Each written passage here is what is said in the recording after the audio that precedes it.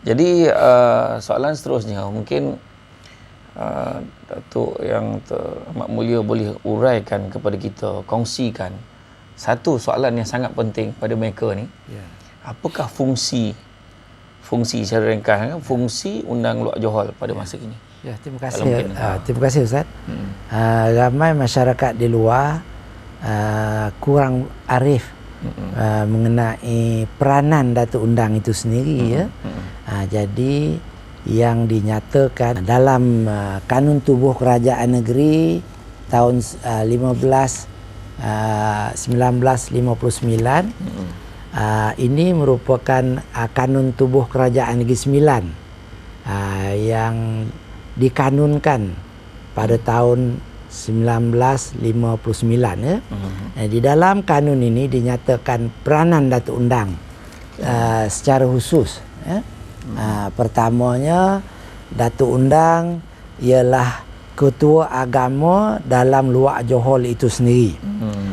Contoh ya, Luak Johor ni ada 5 adun dalam Luak Johor, iaitu Adun Johor, Adun Gemencih, Adun Gemas, Adun Palung, Adun Jeram Padang.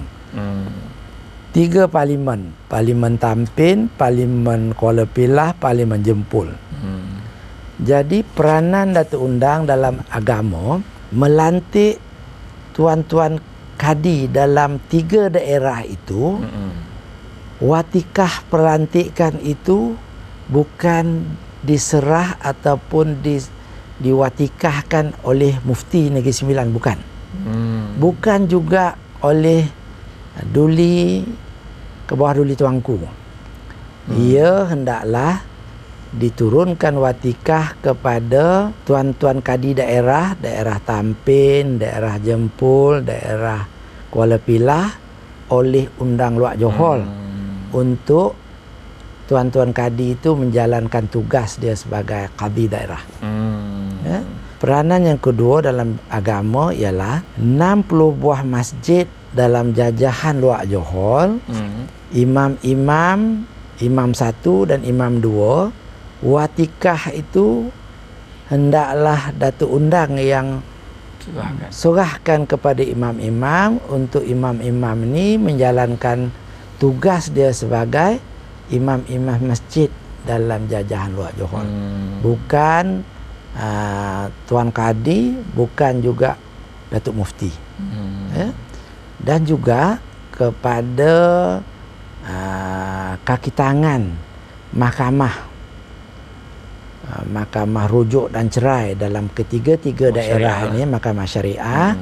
Watikah mereka juga hendaklah Datuk Undang Johor yang menyampaikan kepada 3 daerah ni, daerah Tampin, daerah Kuala Pilah dan daerah Jempol. Itu dalam soal agama. Begitu juga contohnya kita nak mengadakan satu warta rang undang-undang. Contohnya kita nak mengadakan rang undang-undang menghalang orang berceramah di Negeri Sembilan taklah mendapatkan watikah kebenaran berceramah, supaya orang luar ataupun orang di Sembilan tidak menyampaikan ajaran sesat di Negeri Sembilan. Maka watikah itu juga ataupun enactment itu juga Datuk Undang kena memberikan konsensus bersama tuanku. Tuanku tak boleh sign bagi pihak tuanku berseorangan. Hendaklah memanggil Datuk Undang yang 4 dan Tengku Besar Tampin bersama ke bawah Duli Tuanku untuk mewartakan, menggazetkan undang-undang yang berkaitan dengan contohnya melarang ajaran sesat di Negeri Sembilan. Hendaklah mendapat konsensus Undang yang 4 serta Tengku Besar Tampin. Maknanya peraturan berkaitan agama. Yes. Itulah yang orang awam mungkin tak tahu. Sebenarnya peranan Datuk Undang mempunyai peranan yang sama peranan macam ke bawah Duli Tuanku juga. Ya? Selain daripada itu, peranan Datuk Undang dalam soal adat, segala pelantikan dan segala pelucutan hak datuk-datuk lembaga dalam luar Johor hendaklah hak mutlak Undang Johor itu sendiri. Tak ada campur tangan daripada pihak istana, tak ada campur tangan daripada luar nak menentukan seseorang itu dilantik ataupun dipecat ataupun dilucutkan haknya. Kita mengambil pandangan daripada luar, itu tidak berlaku dalam soal adat itu sendiri, ya. Jadi dalam soal adat itu juga, selain daripada pelantikan datuk-datuk adat dan pelucutan hak datuk-datuk adat itu hendaklah diputuskan oleh Datuk Undang sendiri. Ya. Selain daripada itu, Datuk Undang berperanan melindungi tanah-tanah adat. Sebab di Negeri Sembilan ini tanah adat digazetkan, diwartakan, diberi kepada kumpulan wanita yang mewarisi tanah-tanah adat itu. Ya. Jadi ada juga orang Usik Samsul Debat. Dia kata, Ali, saya takut nak kahwin dengan gadis Negeri Sembilan. Apabila berlaku penceraian, dia kata orang lelaki itu akan keluar selas pinggang. Sebenarnya itu adalah satu salah konsep yang tak dapat diberi penerangan yang jelas. Contohnya, saya orang Pahang, pemuda daripada Pahang, saya suka kepada seorang gadis daripada Negeri Sembilan. Ya? Saya berkahwin. Saya bawa sebuah kenderaan saya, lepas tu saya bawa satu beg pakaian.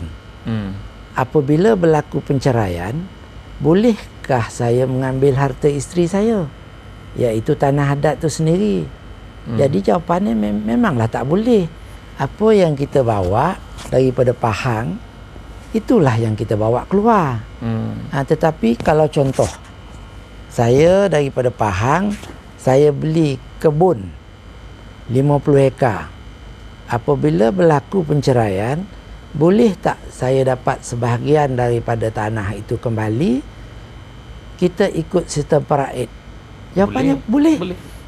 Ada bahagian pada anak, ada bahagian pada isteri, dan ada bahagian pada kita. Kita boleh bawa. Itu adalah harta sepencarian.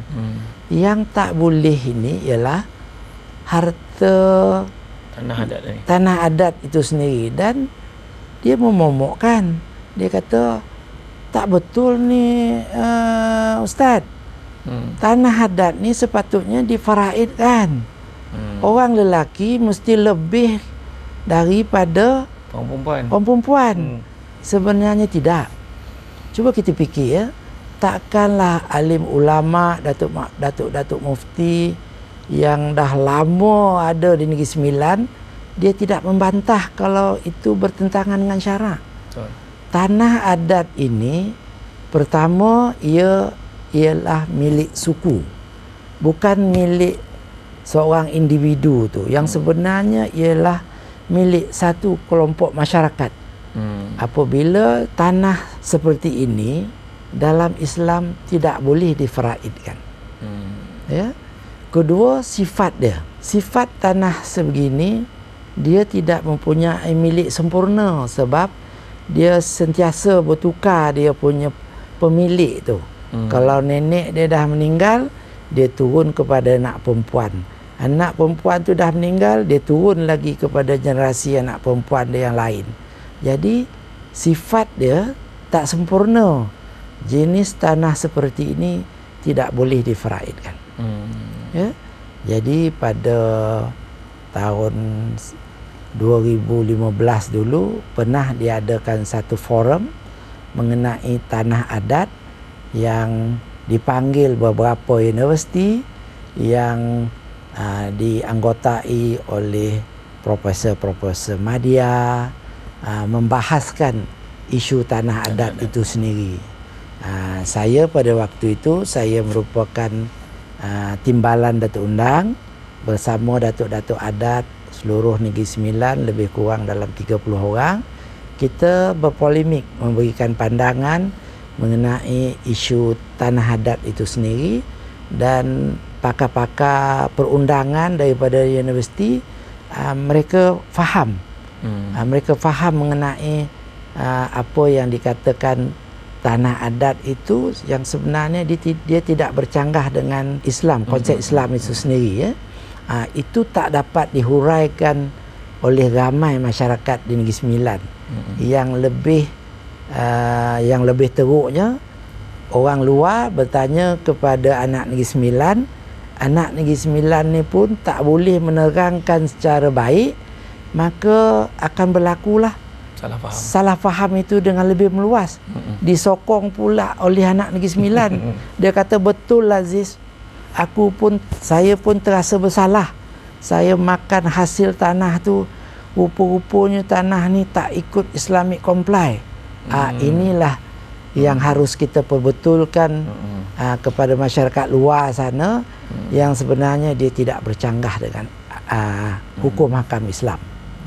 Ya? Jadi dari segi tanah adat ni, dia yang sedia ada ataupun dia boleh tambah lagi, akan boleh buat wujudkan tanah adat baru?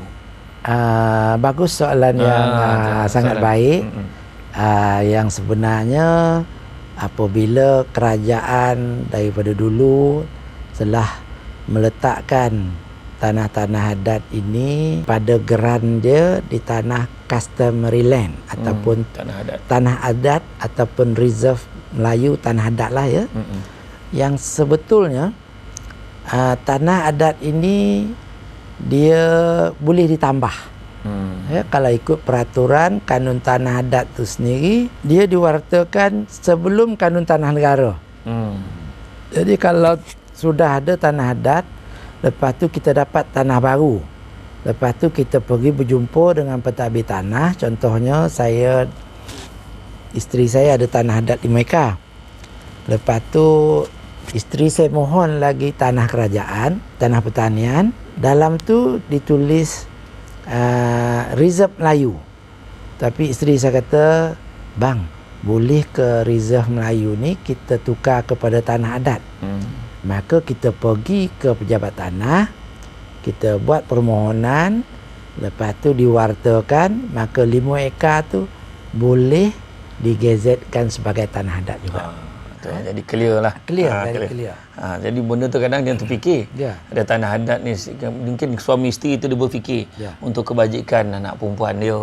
Mungkin dia fikir sebab seperti mana yang kita dengar lagu tu kan, sebab orang perempuan ni dia tertakluk pada suami dia. Jadi paling tidak adalah harta untuk dia yang boleh kita. Dan begitu juga saya nak kembangkan lagi apa yang telah diterang oleh Datuk Undang kita tentang bagaimanakah dari segi agama memang sentiasa rujukan masjid-masjid. Kalau nak buat program apa-apa, saya sendiri pernah tengok depan mata saya, datang jumpa dengan Tamat Mulia Datuk Undang kita untuk bincang buat program yang sesuai. Dia akan minta pandangan. Jadi orang kata tidak melangkau lah kan, tanya dulu betul tak macam ni, boleh tak kalau baik macam ni. Dan beberapa siri ceramah saya sendiri pun Datuk Undang sendiri pun dah hadir. Jadi makna kata peranan itu besar, sebab kadang-kadang ada beberapa perkara yang kita rasa kita boleh buat, tapi sebenarnya tanpa kita sedar benda tu tidak mematuhi peraturan, tanpa kita sedar dan menyebabkan ada pihak-pihak terasa hati, tegur dan sebagainya. Jadi bila jumpa macam pergeseran di masjid, mungkin ada orang tak puas hati dengan imam, tak puas hati dengan ni, ada sistem kau yang peraturan yang dibuat. Jadi Datuk Undang ada kuasa untuk panggil, untuk memberi nasihat supaya perubahan-perubahan dibuat sejajar dengan ketetapan yang sepatutnya. Tuan-tuan merupakan pemimpin masa depan. Kita must be knowledgeable. Macam mana nak menyelesaikan isu keluarga dan sebagainya. Budi bicara itu ialah satu freedom yang sangat luas.